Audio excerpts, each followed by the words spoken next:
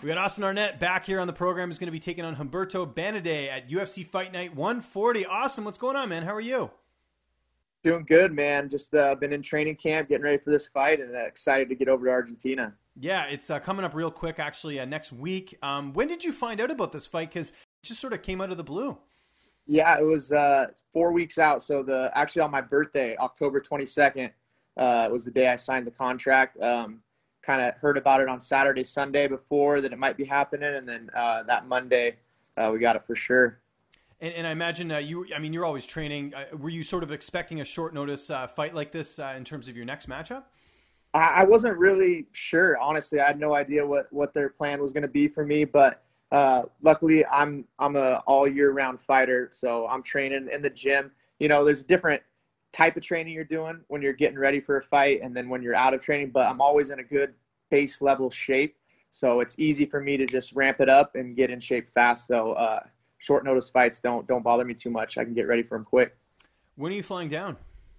I leave Sunday Okay. morning, and it's a Nice 24-hour travel day for me. Oh, geez, no way. That's Okay, fun. so you're flying out of Washington.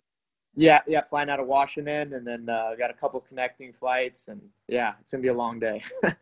As cool as it is to travel, for your job, which it's great to get at those frequent flyer miles. One of the downsides I know is you don't get all your corners. How did that work out with this fight? Yeah, man, it was tough. Our gym has got everyone going right now. So Mike's starting camp, so Chiesa, so he won't be able to go because he's fighting obviously the end of December. Sam Cecilia's fighting for Bellator on like the December 13th, so he can't go. My head coach Rick Little already has a fighter, Tyler McGuire, who's fighting for the one welterweight championship on the same day I am. So he was already booked for that. So it's going to be my dad, who's always in my corner, and then I'm bringing a training partner with me as well. So no, Danny Rube's not making the trip? Oh, yeah, and Ruby will be in the corner, too. I forgot that. I was going to say, Ruby, he's Mr. International. I would be surprised if he wasn't making the trip. That would seem very out of character for him, for sure. Oh, yeah, he'll be there. He'll be in the corner. So it'll be my dad, my training partner, Stephen Foster, and then Rube will be in there, too. And I imagine this is your first time going to Buenos Aires. Yes, first time in South America for me. Very cool. Okay, well, that's always a nice perk to the job. Let's talk quickly about your last fight. I was there live for it, Hakeem Dawodu. You're basically taking on a guy in his home province, I should say, keeping it politically correct. That was back at UFC on Fox 30 in July. What did you take away from that fight? Again, Hakeem, a pretty highly touted prospect, and you went the distance with him.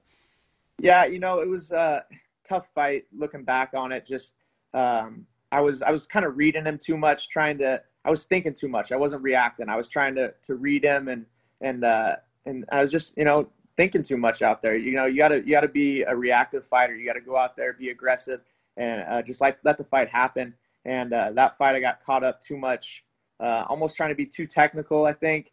And I ended up playing his game, which was, he's leg kicking and sticking and moving, and I needed to be aggressive. And I think you saw in the second round, I started to do that, and then for whatever reason, I took my foot off the gas pedal and kind of went back to what I was doing before.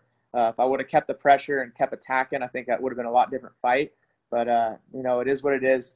I took away some things from it that I think you'll see a lot better fighter, more exciting fight in this one coming up. Were you worried at all you were going to get released? Because, I know you did the UFC some favors with, the short notice and stuff, but that's always, I'm sure, in the back of your head. Oh, yeah, man. You can't lose fights in the UFC. You gotta win fights. And if you're losing, you could be cut at any moment. So, yeah, that was in the back of my mind. I was, a couple weeks of worrying about it. And then I was kind of just like, you know what? It is what it is. Hopefully they'll have some faith in me that I can come back from this and put on a good show for them and start winning fights. And they did. So I'm happy and grateful that they're giving me another shot. And what's the mentality heading into this fight? Because again, it's short notice. You're traveling overseas. You got a huge, trip like you mentioned there, a huge trek. I imagine you kind of got that I got nothing to lose thing because you didn't think you'd get this fight anyways. Yeah, no, I'm just ready to go in there and be aggressive, get over there, get a knockout, and just go for it, go all out. I got nothing to lose, like you said. It's just I'm gonna go in there and take this guy out and be aggressive and go for the finish, and that's all I can do. Let's talk about your opponent, Humberto Bandenay.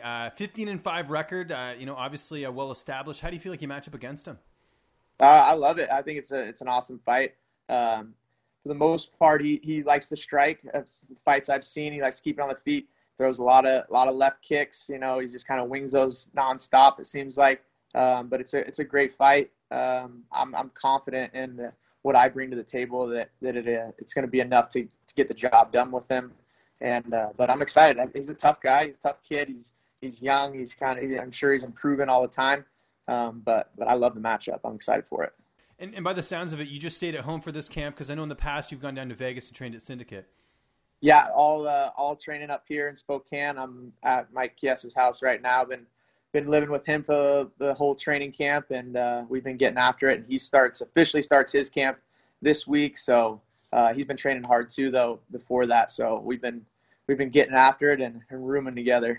That's good. How's Mike doing, by the way? I feel for him in a way with this whole Conor McGregor crap and everything, and all the fans just sort of turning on him. Is his spirits good at this point? And I'm sure he's happy to be fighting at 170 too. Yeah, no, he's doing great, man. He's training like an animal. He's in great shape. He's big, strong. I think welterweight's going to be, an awesome weight class for him, where he's going to really be able to show all of his skills and not have to worry about so much of cutting weight. And just, I know that's like our last few camps. It's just like been all about the weight cut, not about martial arts. And that's not what it's supposed to be about. It's supposed to be about the martial arts and improving yourself and getting better. And now he's able to focus on that. And I think you're going to see a hell of a fighter. Is he getting you on the Super Nintendo? Last time I spoke to him in camp, he was getting through that a little bit. Yeah, no, we haven't played any Super Nintendo lately. I know we got to pull out the Donkey Kong and get after it here. Yeah, no, that's always a good one. We talked about the weight cut there with Mike. What about you? Do you have to alter yours at all because of the traveling? Because you're going to be on the plane a lot. Yeah, it's going to be a little different. I hired Lockhart and Leith. So they're handling my weight cut. I've been on their program for the last couple of weeks.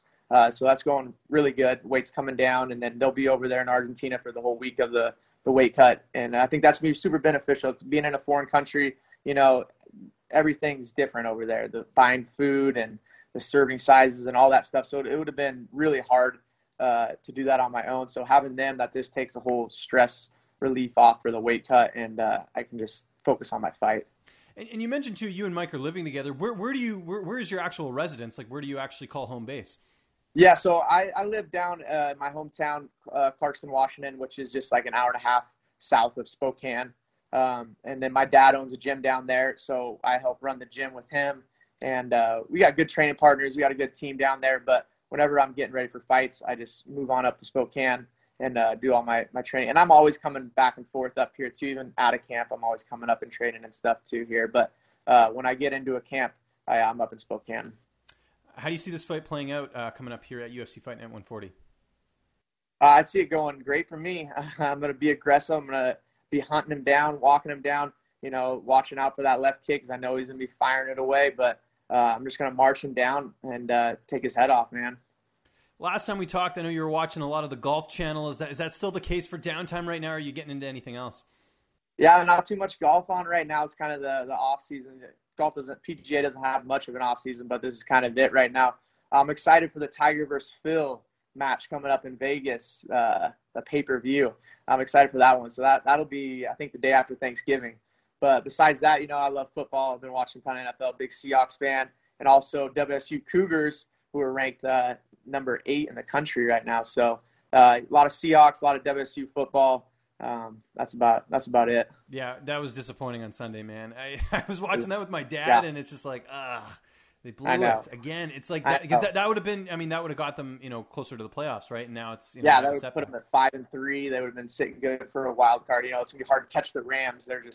They're awesome this year. So winning the division's kind of out of the question, but a wild card spot's still there if they can get it going. We'll see what happens. Yeah, I was talking to Brian Caraway about this yesterday because he was all into the game, and it's one of those things, man. Like, I don't know what they need to do to get the passing game going or whatever, but it was just very disappointing. But we don't want to dwell on that. Let's talk about the airplane. What are you going to be doing? Because you got this long flight. How are you going to prepare yourself? Are you going to take the risk and hope they have good movies on the plane, or are you going to download some yourself?